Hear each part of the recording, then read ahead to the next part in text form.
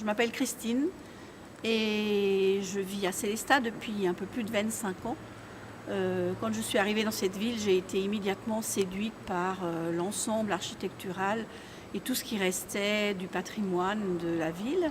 Je suis grétaire parce que j'aime partager en fait ce que je vis au quotidien et rencontrer du monde. Et chaque rencontre a vraiment été une belle rencontre. J'ai gardé des liens avec certains d'entre eux, ils m'ont reçu chez eux. Enfin, ça a été vraiment toujours des moments assez intéressants.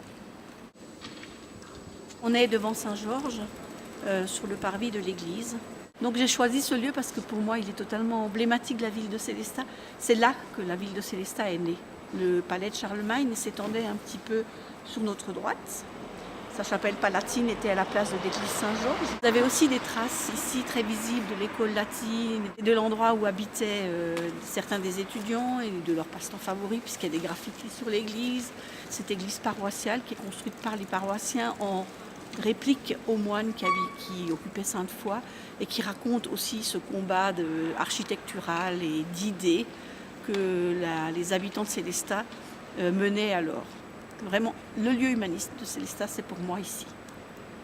Vous avez une maison célestadienne avec la montée de quelques marches vers la salle du bas, la grande salle, et puis une cave à l'entresol, et en haut les espaces familiaux, la cuisine et les chambres.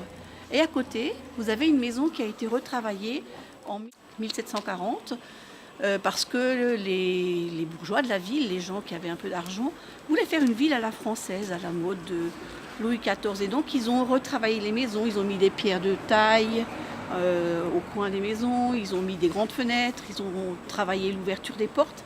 Et les deux coexistent. On voit très bien à quoi ressemblait la ville de Sélestat à la fin du XVIIIe siècle, avec des maisons assez à la mode, à la française, et puis les maisons médiévales. Il en reste à peu près une trentaine, plus ou moins en bon état, mais c'est vraiment très typique.